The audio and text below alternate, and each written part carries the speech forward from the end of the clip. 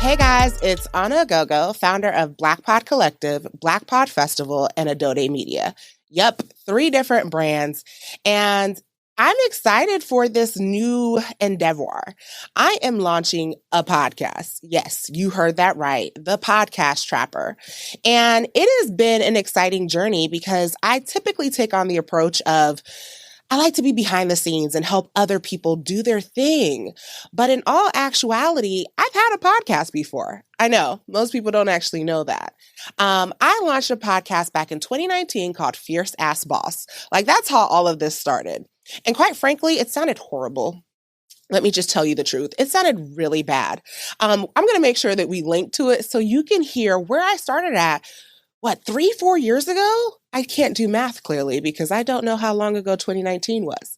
But in all actuality, if we stop to think about where I started at, which was I wanted to create and I didn't know what to do, like genuinely had no clue where to start.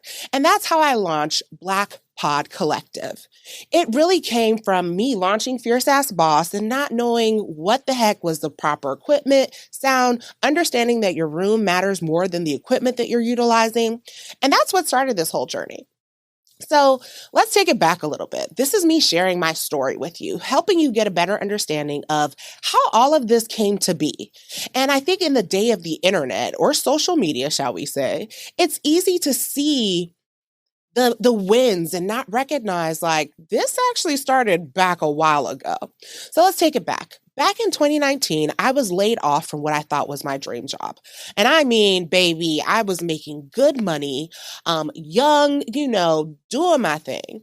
And they laid off like 400 people. And I remember feeling broken, but also not wanting to go back to corporate America.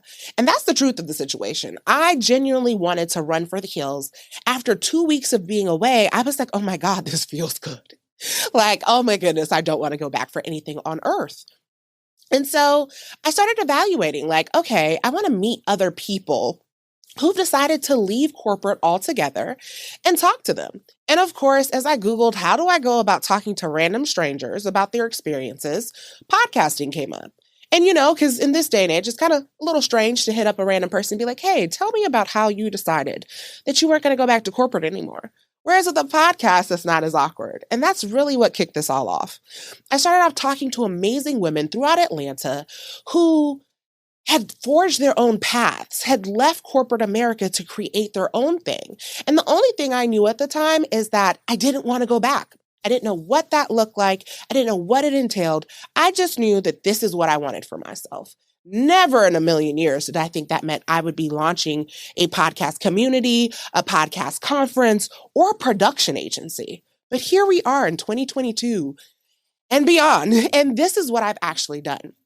So what started off as just this way to talk to other people, I started enjoying the process. I started looking at it as wait, this is actually fun. Not the editing, let me be clear, but the actual conversations that I was having with people, the details that I was learning about the industry as a whole. And it just felt like something my community wasn't talking about.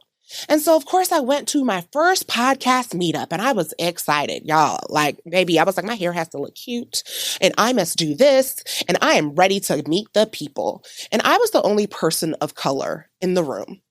Now, if you're not familiar with Atlanta, that's a little disturbing. That's actually not the norm here.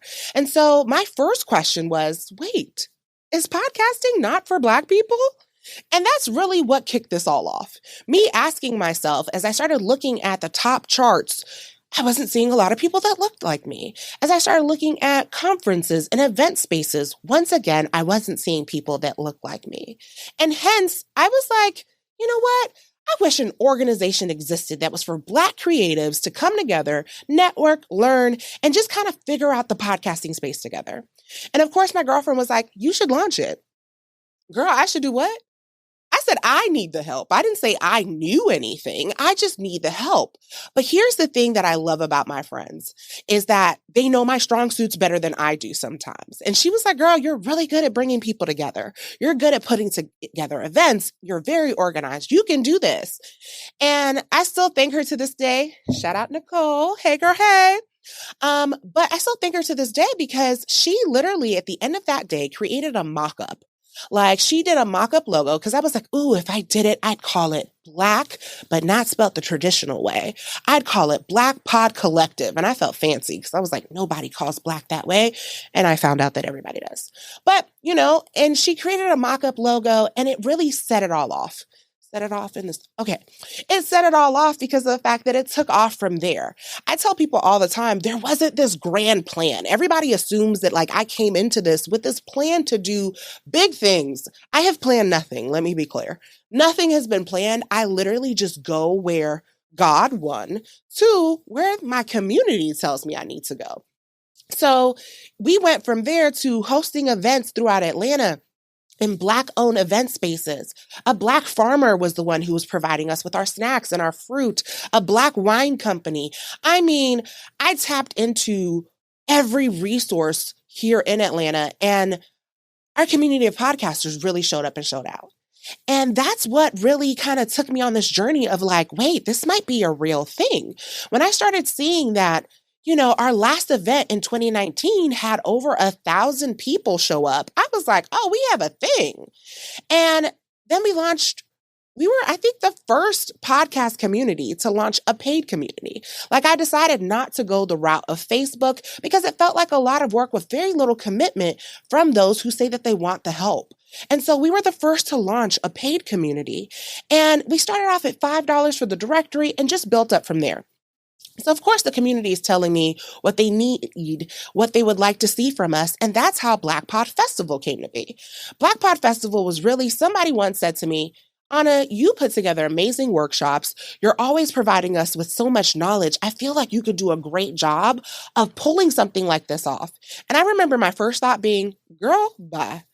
And then I was like, you know what? You might be right. And so I started looking into it and I was like, I can do this. I've helped plan different conferences, events. I feel well equipped.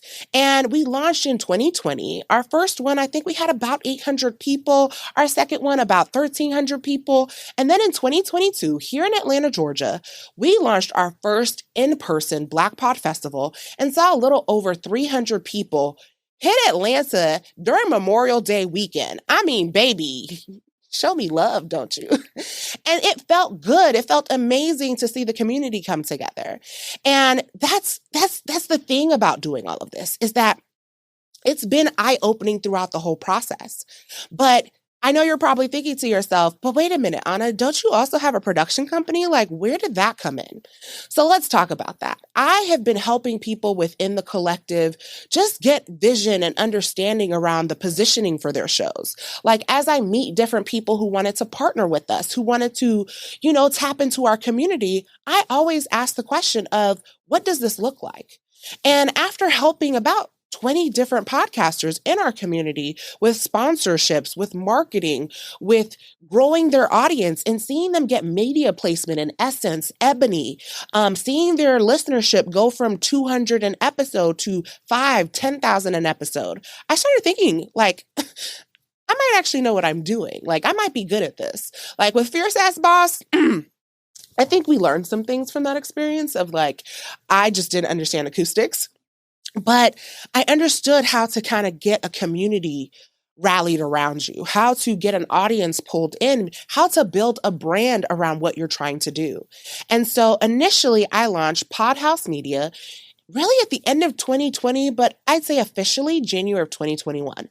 And within a few weeks, I had my first client and it felt amazing. And by my second client, I left my full-time job in February of 2021. And I know you're probably thinking to yourself, so let me get this straight. You got your first client and then you got your second client and you just decided that like you made so much money that you left. No, that's not what I said.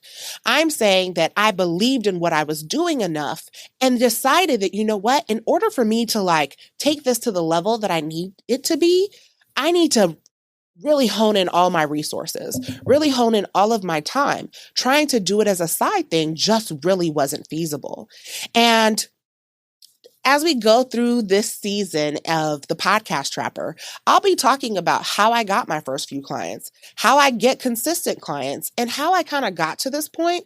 But in my story and my journey, it probably took me till about from February till I'd say May to April about May of 2021 was when I started seeing like a growth in clientele, a growth in just everything. And by October of the same year that I left my job, I was able and privileged enough to open a 1,500 square foot content production studio. I mean, it is still wild to think about it, of the fact of like what I've been able to do in just 3 years. I'm not one of those people who likes to toot my own horn, but a little bit, it's like, I deserve a little toot toot. And opening that studio has been a journey. As you'll see, we are in a different space now. In the old studio, we had photography, we had video, and all of those things. And in looking at what our clientele needs were, I was able to realize, wait a minute, we need more podcasting spaces. Atlanta has 50,000 photography studios, but there's not a lot of people who are investing in the sound treatment, the lighting, the look, the feel of a traditional podcast recording space. And so that's where I'm at now, is looking at how to continuously serve my clients, looking at ways to further expand. And people always ask the question of what's next? Baby, don't ask me that.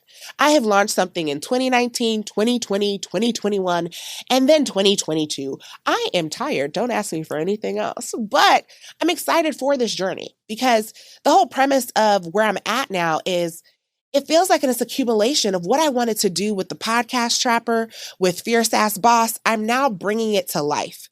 I'm now taking it that extra step to take you guys behind the scenes and share my story. And so this is my journey. This is my aha moment, because I get these 5 questions all the time of how do I stay motivated through all of this? Well, I stay motivated because of the fact that I keep pushing regardless. And on days where it feels hard, on days where it's not something I really want to be doing, I remind myself of the fact that, one, I have an amazing team behind me, and my job is to make sure I continuously show up for them.